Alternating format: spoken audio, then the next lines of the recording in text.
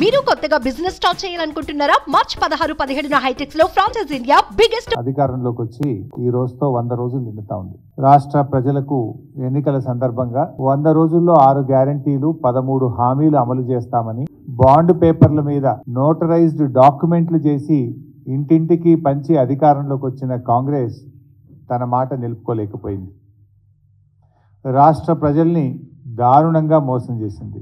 100 రోజుల పాలన 3 విచారణలు 6 వేధింపులు అన్నట్టుగా సాగింది. ప్రమాణ స్వీకార చేసే ముహూర్తం మాత్రం ముఖ్యమంత్రి గారు 2 రోజులు ముందుకు జరుపుకున్నారు. ఆ రోజు ఏం చెప్పారంటే డిసెంబర్ 9వ తేదీ సోనియా గాంధీ జన్మదినం రోజు ప్రమాణ స్వీకారం చేస్తాను, నా మొదటి సంతకం 2 లక్షల రుణమాఫీ మీదనే ఉంటుందని, ఏకకాలంలో 2 లక్షల రుణమాఫీ చేస్తామని బహిరంగ వేదికల మీద ప్రకటించినటువంటి రేవంత్ రెడ్డి గారు ప్రమాణ స్వీకార సమయాన్ని మాత్రం 2 రోజులు ముందుకు జరుపుకున్నారు. హామీలు అమలు చేయమంటే మాత్రం అది వెనక్కు జరుపుతూ ఉన్నారు. కుర్చీనెక్కడంలో గద్దెనెక్కడంలో మాత్రం 2 రోజులు ముందుకు జరుపుకున్నారు. ప్రజలకిచ్చిన హామీలు అమలు చేయమంటే మాత్రం దాటవేస్తున్నారు. వారు అనేక విషయాలు చెప్పారు. గ్యారంటీలకు మొదటి క్యాబినెట్లోనే చట్టబద్ధత చేస్తామని చెప్పి మాట తప్పింది కాంగ్రెస్ పార్టీ. ప్రతిరోజు ముఖ్యమంత్రి గారి కార్యాలయంలో ప్రజా దర్బార్ అన్నారు, చేయించారు. పూటకో మాటతో ప్రజల్ని మభ్యపెడుతున్నారు. ప్రగతి భవన్ను కూలుస్తాం, నాలెడ్జ్ సెంటర్ను ఏర్పాటు చేస్తామన్నారు, విలాసవంతమైన సౌకర్యాలు అన్నారు.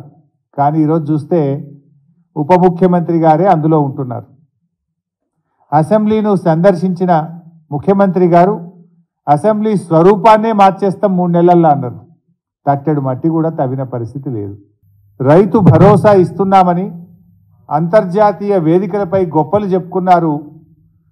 రైతు బంధునే ఇలా మొదలుపెట్టి 100 రోజులైనా పాతది కూడా ఈ రోజుకు పూర్తి చేయలేకపోయింది. పాలనలోకి రాగానే రైతు రుణమాఫీ అన్నారు, దానిపైన అతి గతి లేదు, ఒక్క అడుగు కూడా ముందుకు పడ్డ పరిస్థితి లేదు.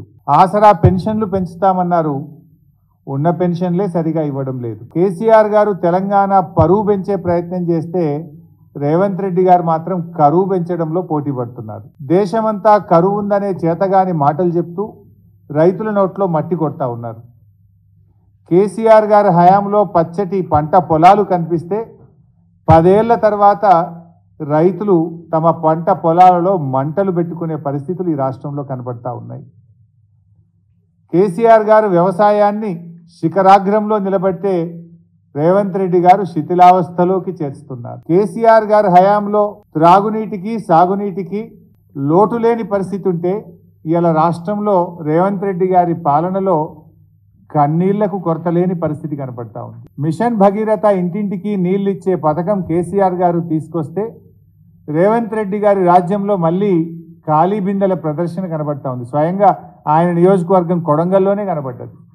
నిన్నెవరో ఖమ్మం నుంచి వచ్చి చెప్తా ఉన్నారు, ఖమ్మం పట్టణంలో ప్రతి 3 రోజులకు ఒక్కసారి నల్లా వస్తుందట. ఈరోజు గత 5 ఏళ్ళు కేసీఆర్ గారి హయాంలో ఖమ్మంలో ప్రతిరోజు ఇంటింటికి త్రాగునీరు వచ్చింది.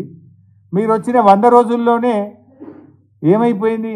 3 వద్దులకు ఒక్కసారి ఖమ్మం పట్టణంలో నల్ల నీళ్ళు ఎందుకు వస్తున్నాయి? ఇవాళ కర్ణాటకలో కాంగ్రెస్ పార్టీయే అధికారంలో ఉంది కదా, మీరే చెప్తున్నారు మా పార్టీయే ఉందని. కనీసం కర్ణాటకను ఒప్పించో మెప్పించో తాగునీళ్లు తీసుకురావడానికి, సాగునీరు మీరు ఎట్లా తేలేకపోతున్నారు కానీ త్రాగునీరైనా తేవడానికి కర్ణాటకను ఒప్పించడంలో మీరు పూర్తిగా వైఫల్యం చెందినారు. ఇవాళ మేము కృష్ణా మేనేజ్మెంట్ బోర్డుకు కేంద్ర ప్రభుత్వ ఆధీనంలోకి ప్రాజెక్టులు పోకుండా మేమేమో పోరాటం చేస్తే మీరు వచ్చి రాగానే కృష్ణా మేనేజ్మెంట్ బోర్డుకు ప్రాజెక్టులు అప్పగించడానికి కేఆర్ఎంబి మీటింగ్లో ఒప్పుకొని వచ్చిండ్రు. మళ్ళీ బీఆర్ఎస్ పార్టీ ఉద్యమ బాట పడితే బీఆర్ఎస్ పోరాడితే మళ్ళీ తోక ముడిచి ప్రాజెక్టులు ఇవ్వమని అసెంబ్లీలో తీర్మానం చేసింది. మీ మేనిఫెస్టోలో 100 రోజుల్లో గొల్ల కుర్మలకు 2వ దశ గొర్రెలు ఇస్తామని చెప్పి మాట ఇచ్చిండ్రు. 100 రోజులు నిండినా ఒక్కరికి కూడా గొర్రె పిల్లలు ఇవ్వకపోతురి. ఆ రకంగా ఇలా వాళ్ళు కేసీఆర్ గారు ఈ రాష్ట్రంలో పేదలకు ఏం చేయాలని ఎన్నో కార్యక్రమాలు ఆలోచించారు. గర్భిణీ స్త్రీలకు ఏం చేయాలి అని అలా ఎన్నెన్నో కార్యక్రమాలు, అంటే కొత్త కొత్త కిట్లు అందించారు. కేసీఆర్ గారు కొత్తగా ఆలోచించి కిట్ల పథకాలు ప్రవేశపెడితే రేవంత్ రెడ్డి గారు తెలంగాణను తిట్లతో కలుషితం చేస్తూ ఉన్నారు. తిట్లలో పోటీ పడుతున్నాయి. కేసీఆర్ గారు కిట్లలో పోటీ పడితే రేవంత్ రెడ్డి గారు తిట్లలో పోటీ పడుతున్నారు. 100 రోజులకోసారి 100 రోజుల్లో ముఖ్యంగా మీరు ఏదైనా సాధించిందంటే 10 సార్లు ఢిల్లీకి అయితే పోయించారు. అంటే ప్రతి 10 రోజులకు ఒక్కసారి ఢిల్లీకి పోయి తెలంగాణ ఆత్మగౌరవాన్ని తాకట్టు పెట్టారు. రైతు బంధు పడలేదని ఎవరైనా రైతులు అడిగితే ఒక మంత్రి గారు చెప్పుతో కొట్టమంటాడు. ఇది 100 రోజుల్లో కాంగ్రెస్ పార్టీ ఘనత. రైతు బంధు పడలేదంటే చెప్పుతో కొట్టమంటాడు మంత్రి గారు. ఇది మీ పాలన తీరు. కేసీఆర్ గారి అనారోగ్యాన్ని కూడా రాజకీయం చేసి నీచమైన స్థాయిలో వ్యాఖ్యలు చేసే విధంగా ముఖ్యమంత్రి గారు మంత్రులు దిగజారినటువంటి పరిస్థితి రాష్ట్ర ప్రజలు గమనిస్తూ ఉన్నారు. పార్లమెంట్ ఎన్నికల్లో కాంగ్రెస్ బీజేపీలు కుమ్మక్కైన విషయం మొన్నటి బడేబాయి చోటేబాయి దాంతో రాష్ట్ర ప్రజలకు సంపూర్ణంగా అర్థమైపోయింది.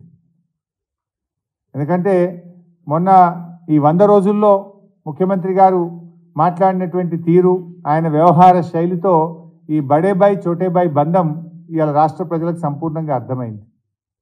ఢిల్లీలో కాంగ్రెస్ బీజేపీలు బద్ధ విరోధులు, తెలంగాణలో మాత్రం వారిది బలమైనటువంటి ప్రతిపక్షంలో ఉండగా ఇదే రేవంత్ రెడ్డి గారు వలసల పైన ఓ పతివ్రతలాగా మాట్లాడినాడు. పార్టీ మారితే వాళ్ళను రాళ్లతో కొట్టమని మాట్లాడిండు. ఇప్పుడు బీజేపీ నాయకుడికి టికెట్ రాకపోతే ఆయన ఇంటికే పోతున్నాడు. అబ్బా, ఎంత ఔదార్యం.